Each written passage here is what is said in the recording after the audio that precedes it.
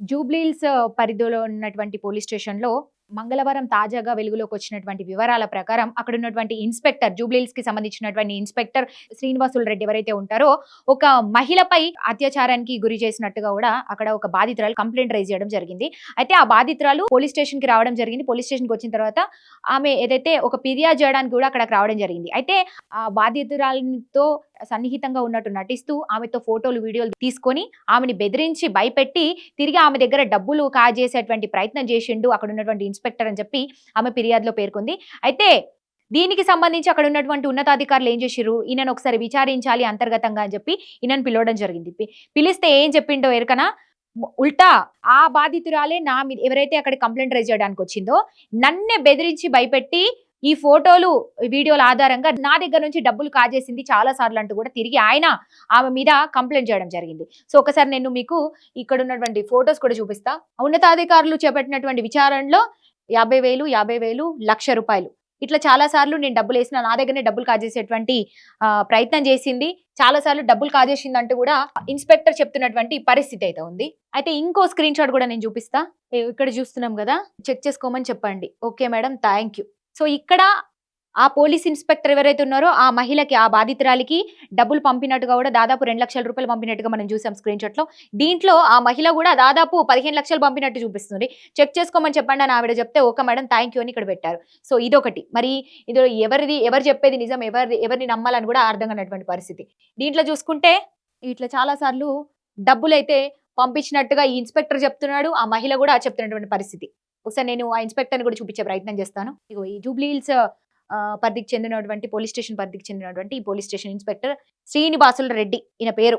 అంటే బాధితులు కంప్లైంట్ చేయడానికి పోలీస్ స్టేషన్‌కి వస్తే ఇట్లా ప్రవర్తిస్తున్నారని కూడా మనకు తెలుస్తోంది. రోజు రోజుకి వెలుగులోకి వస్తున్నటువంటి న్యూస్‌లివి. రోజుకి వందలలో ఇట్లాంటి కంప్లైంట్స్ అన్నీ జరుగుతున్నాయి. పోలీసులు బాధితుల పట్ల ఎట్లా వ్యవహరిస్తున్నారని ఇగో ఇది చూసి మనం తెలుసుకోవచ్చు. కాకీలే కాటేస్తున్నారు. తానకు వచ్చినటువంటి మహిళలపై కొందరు సీఐలు కన్ను.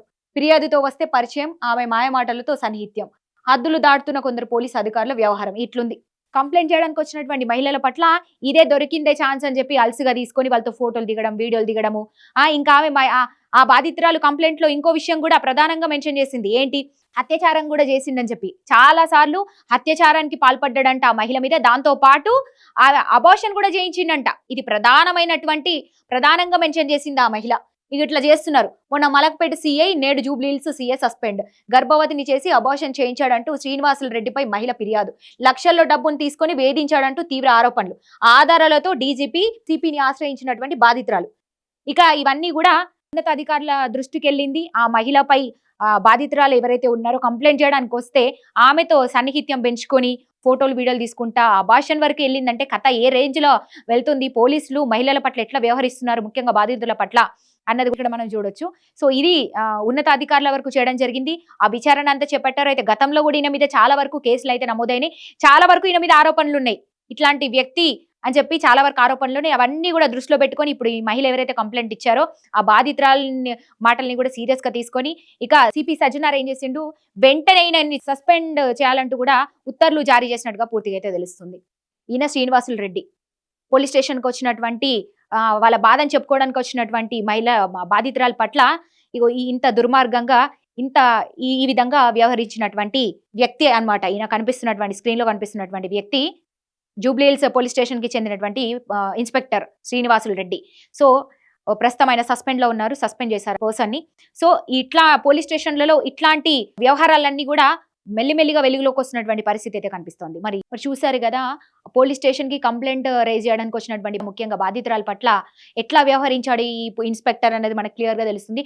మరి వీళ్ళని ఇట్లనే వదిలేస్తే ఇంకా ఎంతవరకు, మొన్న మలక్పేటలో జరిగింది, ఈ రోజు జూబ్లీహిల్స్ లో జరిగింది, రేపు ఇంకా ఎక్కడెక్కడో జరుగుతూ ఉంటుంది. సో ఇట్లాంటి అరాచకాలు, ఆగడాలకు హద్దు లేకుండా పోతుంది. మరి ఇవన్నీ ఆపేయాలంటే పోలీసుల మీద ఎట్లాంటి సీరియస్ యాక్షన్ తీసుకోవాలా మరి అన్నది కూడా ఖచ్చితంగా చెప్పాల్సినటువంటి అవసరం అయితే ఉంది. ప్రభుత్వం నుంచి వీళ్ళకు సీరియస్ యాక్షన్ ఎట్లా, ఇప్పుడు సస్పెండ్ చేశారు కానీ ఆయనకు పనిష్మెంట్ అనేది ఒకటి ఖచ్చితంగా ఉండాలి. తనకి ఖచ్చితంగా శిక్ష పడాలి. ఎందుకంటే ఆమెకు అబార్షన్ చేయించి మహిళల పట్ల ఎట్లా వ్యవహరిస్తున్నారనేది కూడా మనం ఇక్కడ చూసినాం. మరి ఇది ఎంత పెద్ద తప్పంటారు? ఇది చిన్న తప్పా? సస్పెండ్‌తో పోయేటువంటి తప్పా? కాదు గదా!